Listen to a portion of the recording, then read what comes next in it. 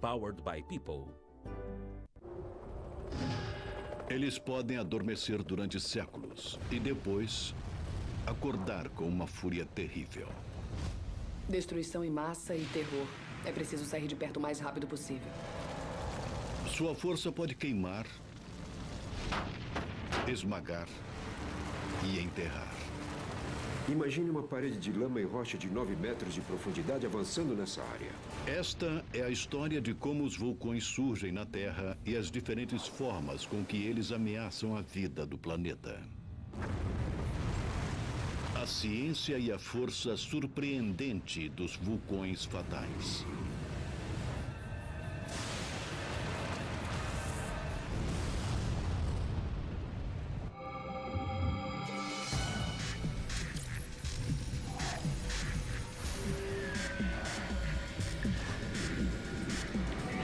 Ciência viva.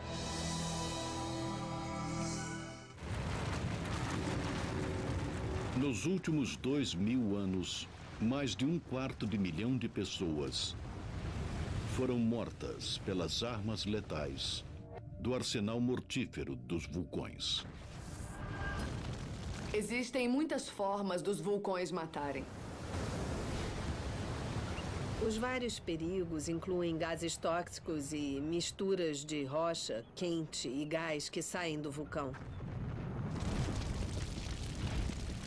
Muitas vezes, as cinzas atiradas no ar cobrem as coisas e, especialmente se estiverem molhadas, derrubam vários prédios. O fluxo de lama pode causar muita devastação. Os fluxos piroclásticos são particularmente bem perigosos. Isso pode resultar na combustão de material que encontram, como madeira, vegetação, casas.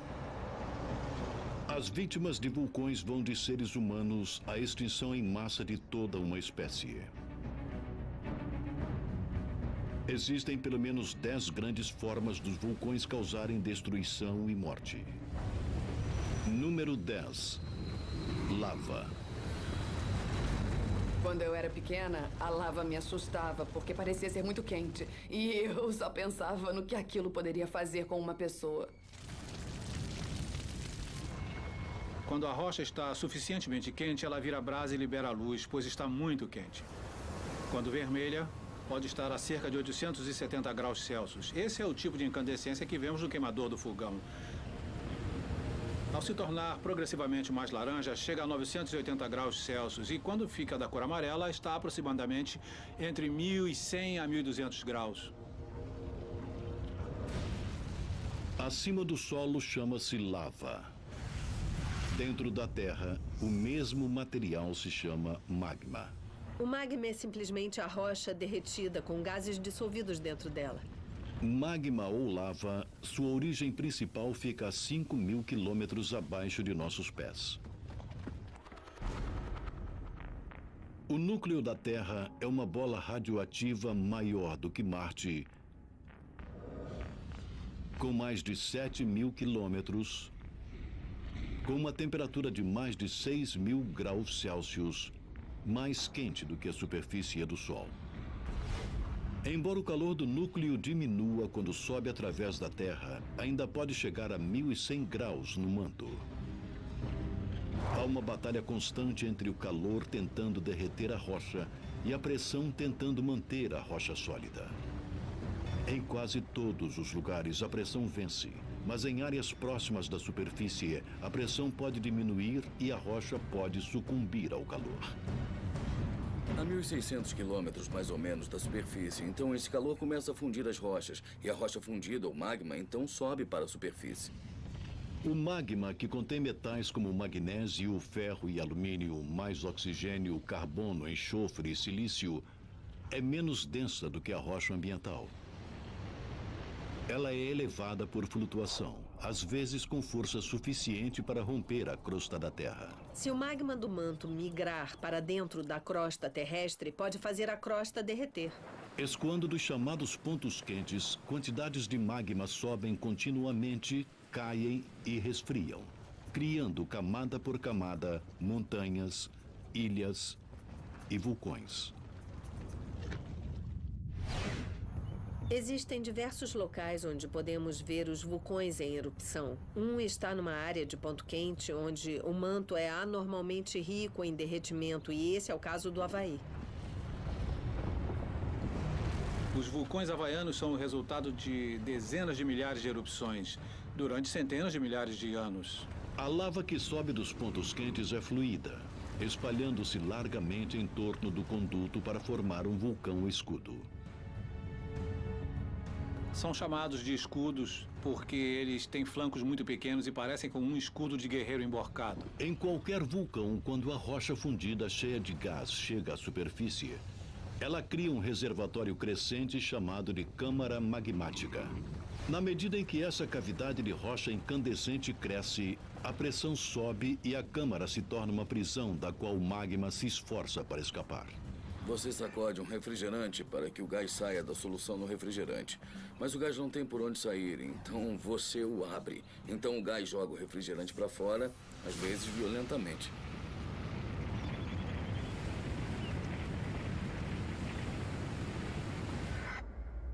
Uma erupção em 1977 no Congo provou como a lava fluida pode ser fatal. O vulcão era o Monte Nyiragongo, uma torre de 3.500 metros com um lago de lava em ebulição dentro de sua cratera. O Nyiragongo produz um escoamento de lava bem fluido. Basicamente, o vulcão rachou e o líquido quente vazou pelo flanco do vulcão muito rapidamente. E assim há um grande volume de lava se movendo rapidamente. A lava registrou a velocidade surpreendente de 97 km por hora. Pelo menos 70 pessoas foram pegas por seu fluxo incandescente. Esses fluxos já enterraram alguns elefantes, assim foram encontradas algumas formas repulsivas de elefantes que foram pegos pela lava, que esfriou em volta deles. Sendo assim, só ficou o esqueleto do pobre elefante. Em 2002, a lava do Nyiragongo escoou de novo, destruindo 12 mil lares e matando mais de 100 pessoas na cidade de Goma. A lava nem sempre é rápida, mas pode ser implacável, como uma cidade da Ilha Grande do Havaí aprendeu em 1990. Havia mais de 100 casas na comunidade de Kalapana. Elas foram atingidas por um dos vulcões mais ativos, o Kilauea. A lava não parava, lenta e implacável. Por 6 meses desesperadores, queimou casas e enterrou o solo.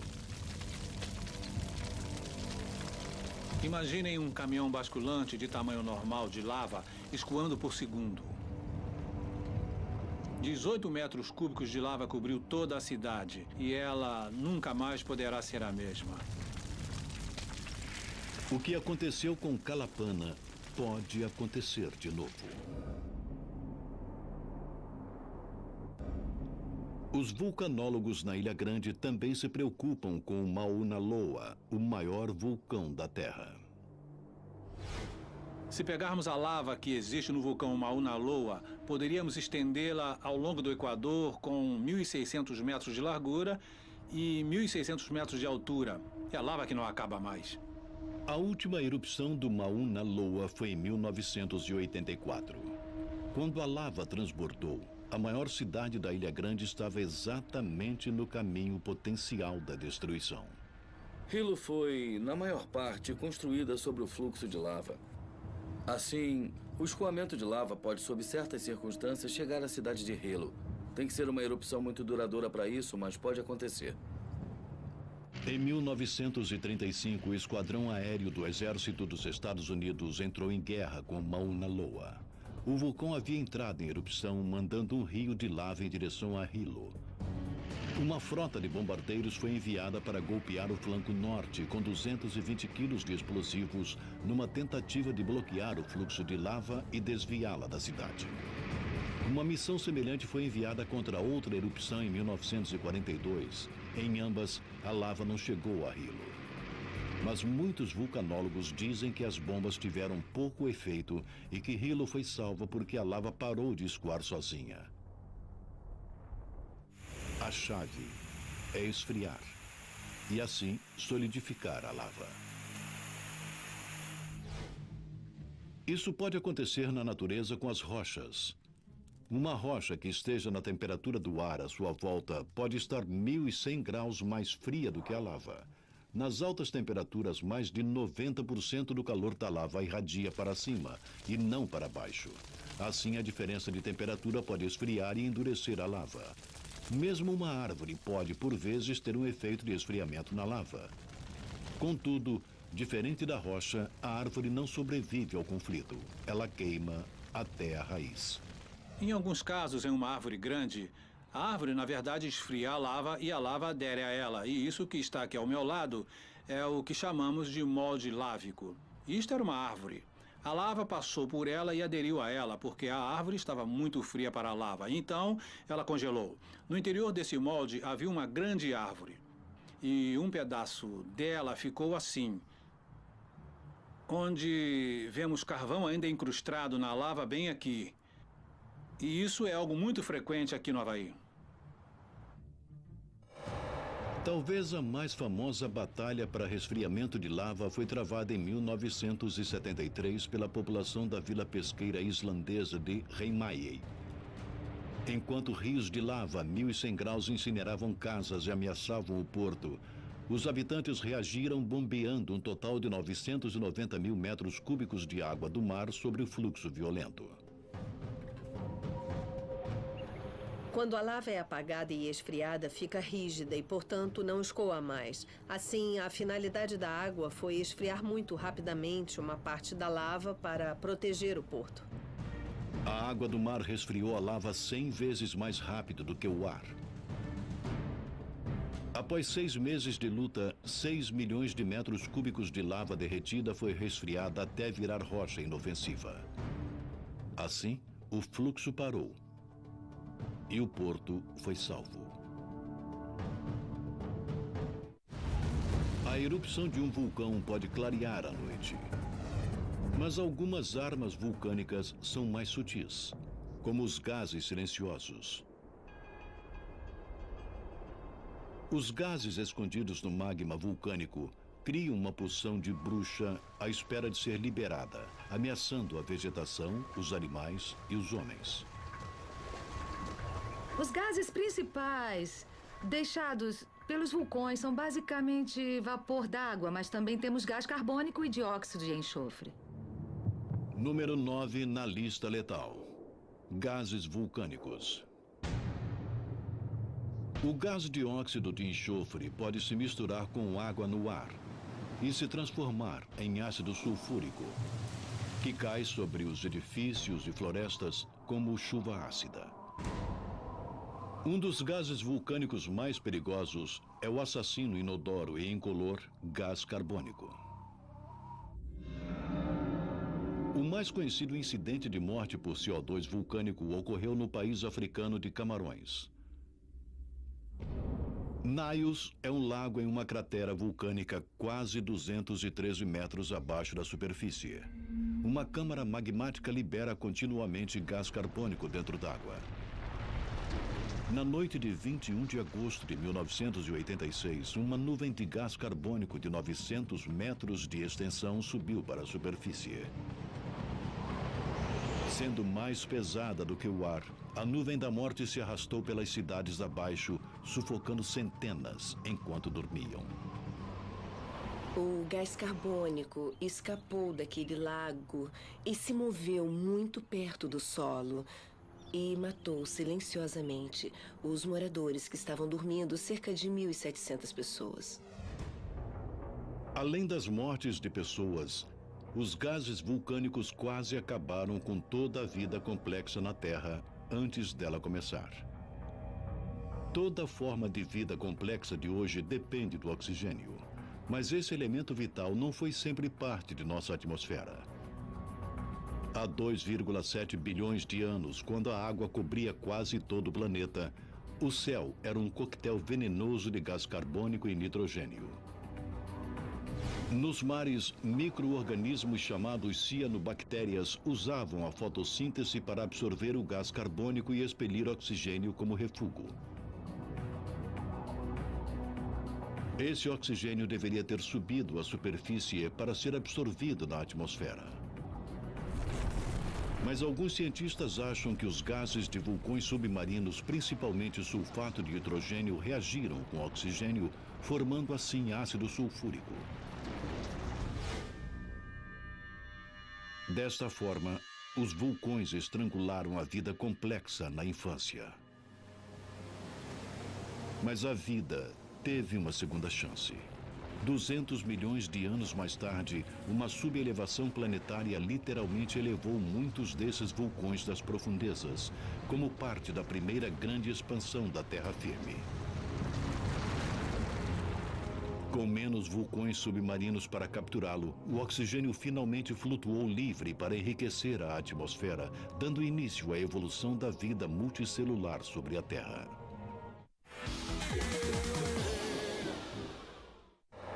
Liberados, os gases vulcânicos podem ser fatais por si só.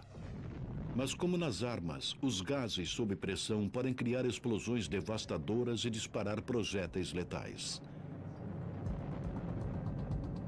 Esse é um perigo em particular de vulcões que surgiram a partir de uma forte colisão de placas tectônicas. Duas placas estão se aproximando, duas placas de crosta e uma placa. Normalmente, a placa mais antiga é mais fria e mais densa e tende a afundar para baixo da placa mais jovem e leve. A placa mais baixa é exposta a um calor de 1.100 graus. As moléculas de água liberadas da elevação da placa sobem, derretendo o manto e produzindo magma menos denso do que a rocha à sua volta. Quando a rocha derrete no subterrâneo, ela forma um fluido, então ela começa a se mover em direção à superfície. Esse magma sobe e escoa pela superfície como lava. Mais lava escoa e se acomoda em cima dela. E o que temos é um vulcão muito íngreme. A maioria dos vulcões formados dessa forma são chamados de estratovulcões. Pilhas de cinzas são cobertas pela lava que é mais grossa e mais pastosa do que os vulcões escudos do Havaí. O cone íngreme que forma é a imagem clássica de um vulcão reproduzido em papier-mâché em todas as feiras de ciências. Mas a diferença entre o vulcão e estratos e os escudos não é só cosmética. O segredo é a sílica, uma mistura de oxigênio e silício que é a base do vidro moderno. A sílica é o ingrediente primário do magma. Mas o magma do vulcão em estratos cresce através do manto. Tem mais sílica do que o magma do vulcão escudo, que é formado através da crosta. Nos vulcões escudos, pelo fato da lava ser muito fluida, o gás escapa e pode borbulhar como bolhas de gás de refrigerante. Nos estratovulcões, a lava é muito viscosa e a única forma do gás escapar é rompendo fisicamente as partículas, o que provoca explosões. É como ter tudo preso e então o gás tem que explodir para sair. Os estratos vulcões lançam rocha pulverizada e cinza no ar. E isso pode criar um dos mais dramáticos e misteriosos perigos vulcânicos. Número 8. Relâmpagos vulcânicos. Numa nuvem de erupção vulcânica existem muitas partículas de cinza e rocha girando, chocando-se uma nas outras e... aparentemente é possível, a partir disso, haver uma transferência de carga, de forma que algumas delas terminem ficando carregadas positivamente e outras terminem carregadas negativamente. Acho que é meio parecido quando você esfrega sua mão num tapete ou num local muito seco e uma vez que essas cargas se estabeleçam e se tornem suficientemente desiguais, então haverá raios quando essas cargas se equalizarem entre si. Na verdade, descargas elétricas lampejam nas bocas dos vulcões. Depois sobem para se misturar com os raios das nuvens de detritos. Visto de longe, é um espetáculo incrível da fúria da natureza. Mas caso estejam perto demais, os raios podem ser a última coisa que verá. Desde 1999, 4 turistas nas encostas do Monte Etna, na Itália, morreram. O sistema nervoso deles foi totalmente sobrecarregado por uma carga elétrica violenta.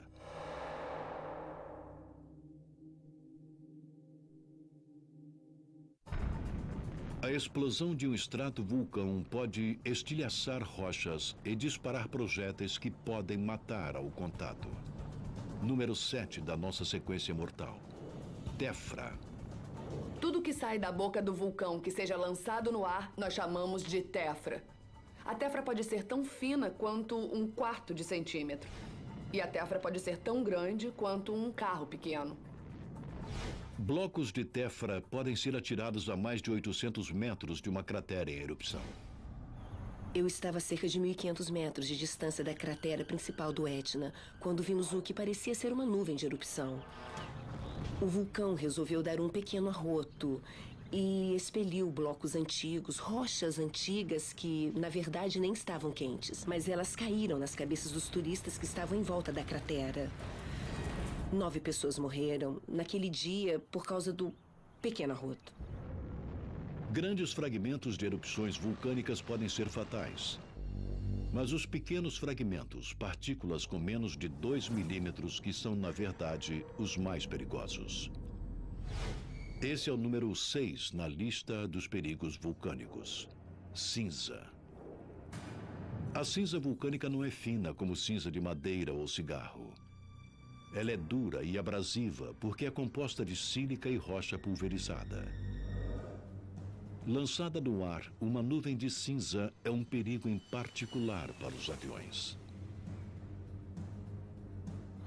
Voar dentro de uma nuvem de cinza vulcânica é como voar dentro de uma nuvem de pregos bem pequenos. A cinza vulcânica é engolida pelo motor do avião. A sílica, que tem um ponto de fusão semelhante à temperatura dentro dos motores a jato. Na verdade, derrete dentro do motor, cobrindo os componentes com uma substância pegajosa. Depois, a cinza derretida é sugada pelas peças mais frias do motor, onde se solidifica e emperra seu funcionamento. Resultado: falhas de combustão, pane total do motor. Mais de 100 aviões já passaram por nuvens vulcânicas. Pelo menos 7 tiveram falhas no motor e 3 aviões tiveram perda total do motor e enfrentaram a possibilidade de uma queda fatal. Em 1982, um 747 foi surpreendido por uma nuvem vulcânica a 37 mil pés acima da Indonésia. Todos os 4 motores falharam. O jato caiu 23 mil pés, até que os pilotos conseguissem religar os motores entupidos de cinza, evitando por pouco a morte deles mesmos e dos 248 passageiros aterrorizados. Os pilotos tiveram que voltar e voar 180 graus na direção oposta para fugir daquela coluna de cinza. Mas a cinza não é uma ameaça apenas no ar. Ela também faz vítimas próximas ao solo. As pessoas que correm para se abrigar e escapar de serem queimadas ou sufocadas pela queda da cinza podem estar correndo para uma armadilha mortal. A cinza vulcânica é densa. Uma camada de 10 centímetros é suficiente para achatar muitos refúgios. E quando a cinza está molhada de chuva, sua densidade mortal aumenta.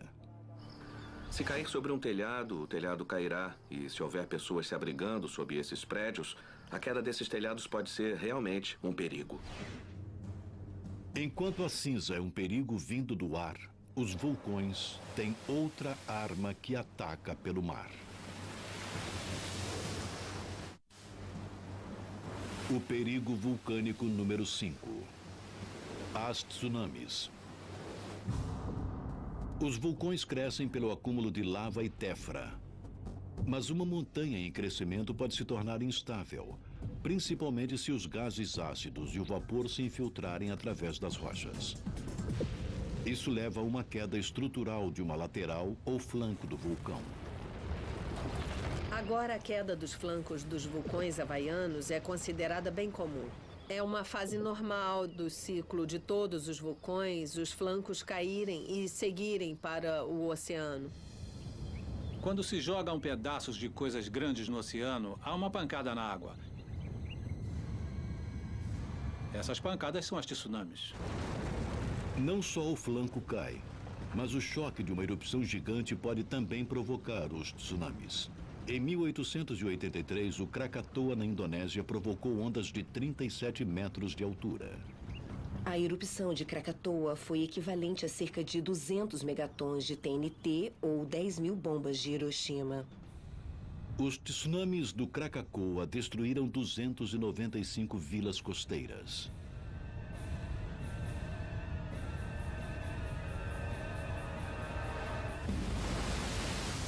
No total, os tsunamis vulcânicos causaram mais de 50 mil mortes registradas na história. E está preparado para essa taxa de mortalidade aumentar. O maior perigo pode vir do imenso Mauna Loa, no Havaí, cujos flancos do sudoeste caíram mais de uma vez no passado pré-histórico, provocando megatsunamis com mais de 150 metros. Essa é enorme. É com certeza a maior tsunami da história que conhecemos. A boa notícia é que a última foi há mais de 125 mil anos. A má notícia é que nada na Terra poderia impedir que outro mega tsunami do Mauna Loa atingisse a Ilha Grande. É certo que as tsunamis seriam devastadoras para o Havaí.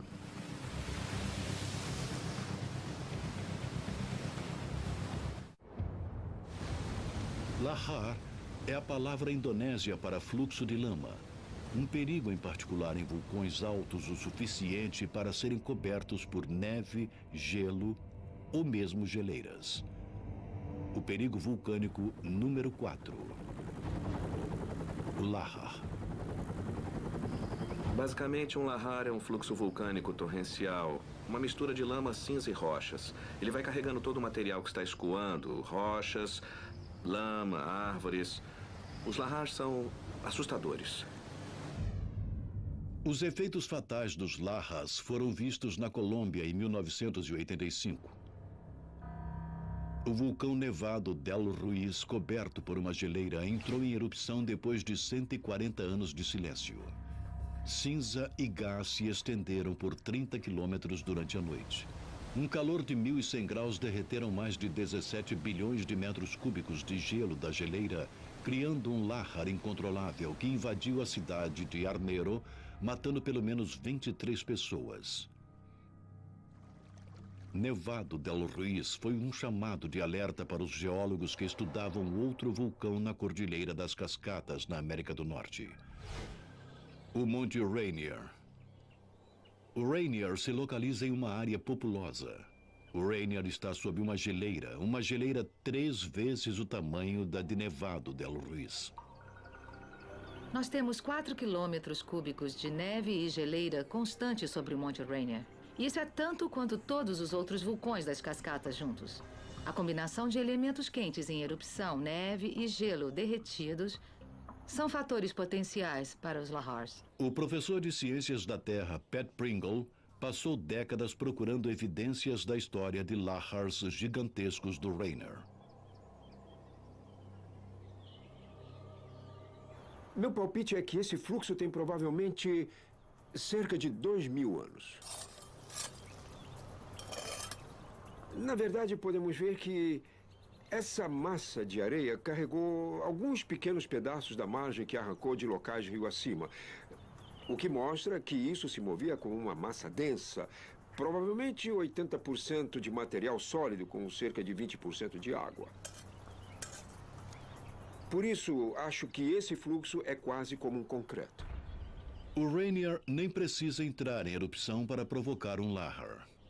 Cerca de 600 anos atrás, uma fragilidade estrutural no lado oeste levou a uma queda do flanco que juntava material e impulso, provocando um deslizamento até Puget Sound, a 97 quilômetros dali. Hoje, a lava está aumentando e a parede oeste está fraca de novo. Nós temos terremotos no Monte Rainier o tempo todo e, dependendo do tamanho, o nosso medo é que um dia ele provoque um colapso da estrutura na área fragilizada. Outro colapso no Rainier poderia provocar outro lahar fatal. Esse lahar provavelmente seguiria o mesmo trajeto de 600 anos atrás. Mas o antigo deserto contém agora dezenas de milhares de vidas, lares e empresas, todos em risco. Estamos seguindo para o vale do rio Puyallup, e essa é a velocidade que o fluxo de lama atingiria quando escoasse do Monte Rainier. Imagine uma parede de lama em rocha, com 9 metros de profundidade, vindo para essa área. É assim que seria. Ele teria soterrado todo esse vale, de uma parede a outra do vale, mais de 1,5 km. Nada poderia deter um próximo e grande lahar do Monte Rainier. E nada poderia defender o porto de Tacoma. O porto de Tacoma é o 6º maior porto do mundo. E para nós de Washington é o portão para o Alasca e para a Ásia. A gerente de emergências do município de Pierce, Jody Woodstock, sabe o que um lahar do Monte Rainier poderia fazer ao porto. Lama e detritos bloquearia o tráfego de navios por meses. A economia do Noroeste ficaria arrasada, enviando ondas de choque financeiro por todo o mundo. Mas no caso de um lahar, já foram feitos planos para tentar minimizar o sacrifício humano. O Centro de Operações de Emergência do Estado de Washington ativará sirenes por todo o vale. Nós ativaremos basicamente um sistema reverso de emergência que telefonará para todas as casas e empresas do vale, e assim teremos um alerta amplo para que as pessoas se afastem cerca de 15 metros do fundo do vale, e isso salvará suas vidas. Poucos duvidam que a região das cascatas precise se preparar para um possível desastre futuro. O Monte Rainier e outros vulcões das cascatas entrarão em erupção de novo. A questão não é se, mas quando. Tão assustador quanto um lahar pode ser, é imaginar algo 2 vezes mais rápido e incandescente. Nesta casa, todo mundo a partir das 7, só no Discovery.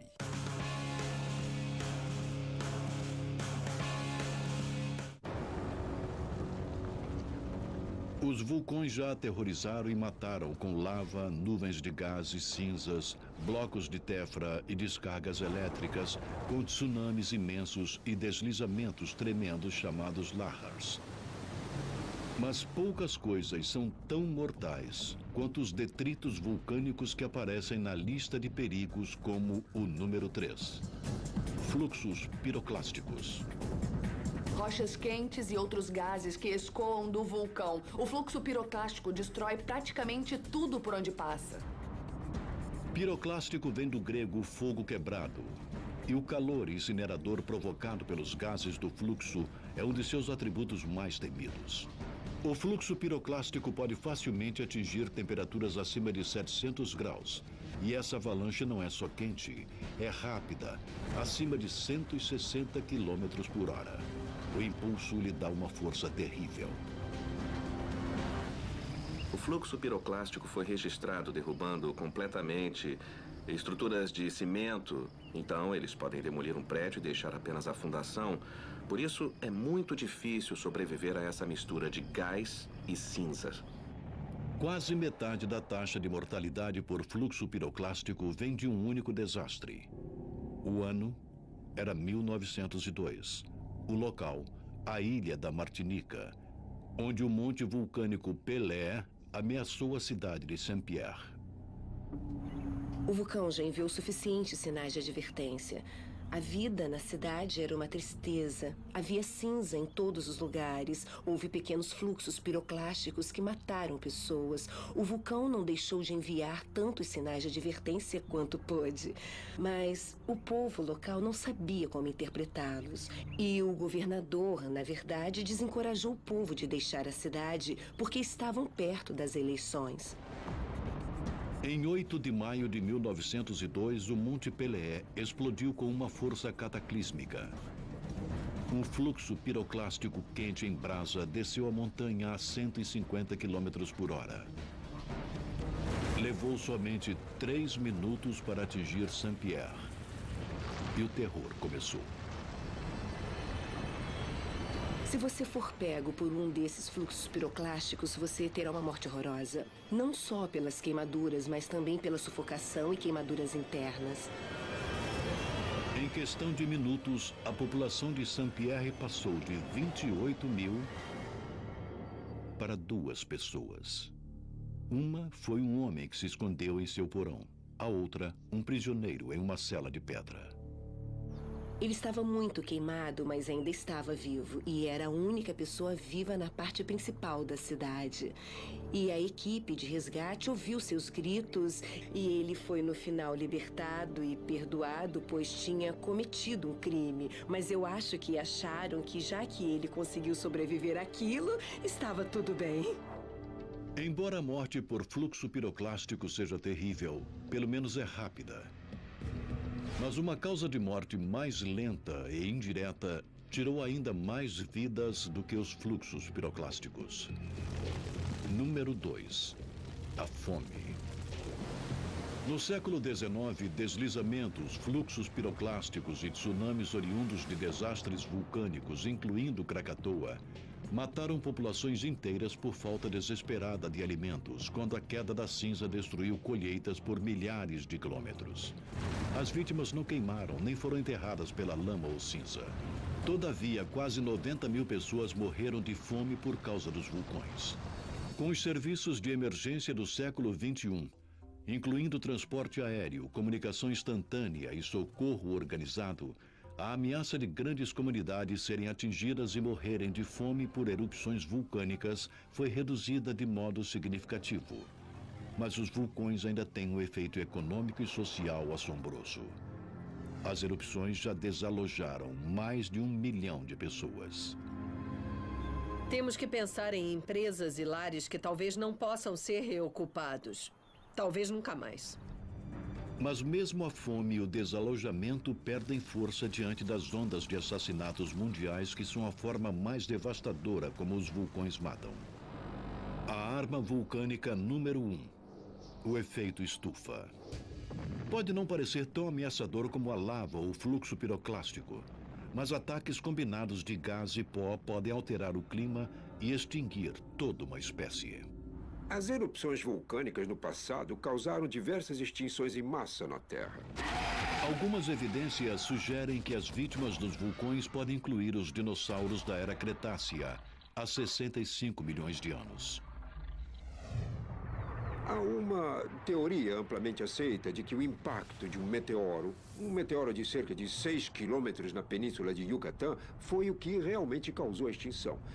Entretanto, houve uma grande erupção nas Deccan Traps, na Índia, na mesma época em que os dinossauros foram extintos há 65 milhões de anos, e seus efeitos na atmosfera podem também ter tido algum efeito. As agora extintas Deccan Traps foram uma cadeia de vulcões de 2.600.000 quilômetros quadrados no Planalto Deccan, na Índia. Trap é um termo da geologia para a região com formações iguais a degraus. Há cerca de 65 milhões de anos, as Deccan Traps explodiram repetidamente, despejando oceanos de lava que liberaram grandes quantidades de gases de efeito estufa, o que poderia ter mudado a atmosfera da Terra. É uma observação comum que a cinza vulcânica pode entrar na atmosfera e obscurecer a luz solar. Mas os geólogos descobriram que é o pequeno aerosol, as pequenas gotículas de enxofre e ácido sulfúrico que entram na atmosfera, que na verdade representam um papel bastante importante no bloqueio do Sol e no esfriamento da Terra. No início do século XXI, os homens produziram cerca de 80 milhões de toneladas métricas de dióxido de enxofre anualmente. Cada erupção das Deccan Traps poderia ter liberado mais de 1 bilhão de toneladas métricas no ar, esfriando o planeta e terminando com o reinado dos dinossauros. Enquanto os cientistas debatem a causa da morte dos dinossauros, muitos estão prontos para condenar os vulcões por um ato ainda maior de assassinato em massa. Ligue ou acesse polishop.com.br.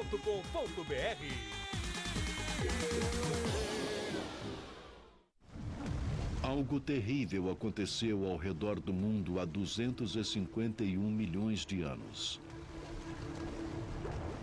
No fim do chamado período Permiano, 70% de toda a vida na Terra e 90% da vida marinha foram extintas. Os cientistas chamam isso de a Grande Morte. e pode ter sido provocada por vulcões onde hoje é a Sibéria. O chamado fim da extinção em massa permiana há 251 milhões de anos pode muito bem ter sido causado pela erupção das traps siberianas.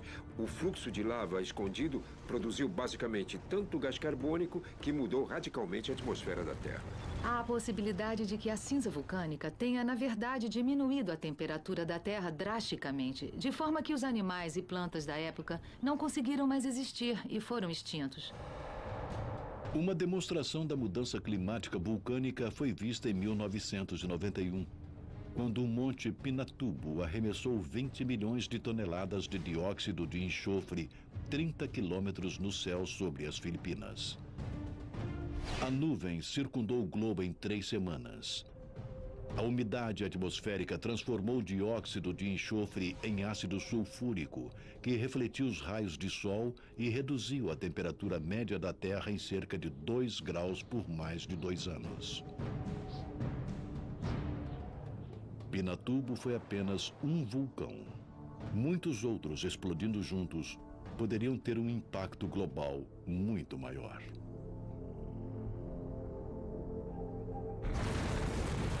Por centenas de milhões de anos, os vulcões mataram por sufocação, queimaduras, inundação, impacto físico e até choque elétrico. Mesmo assim, essa não é toda a história. Os vulcões podem destruir muitas propriedades, podem destruir vidas, mas também podem criar uma nova vida. Na Ilha Grande do Havaí, Kilauea vem criando novas terras desde 1986.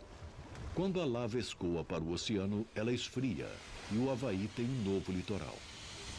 Muito embora o vento e as ondas possam desgastar a terra, o vulcão parece ter um suprimento sem fim de material novo. Se as ilhas crescerem continuamente, elas desmoronam. Assim, para manter uma ilha tão grande quanto a Ilha Grande, ela tem que continuar a ser coberta de lava.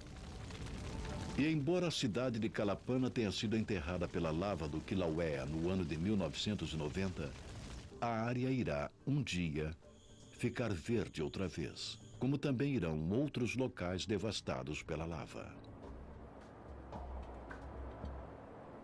Nós estamos em uma área que é chamada de área devastada. Eu não gosto da expressão, eu acho que é uma mudança e não devastação, mas estamos presos ao nome. Isso é, em miniatura, o que se esperaria ver depois de uma erupção realmente grande. Como no Monte Pelé, um evento de grande magnitude.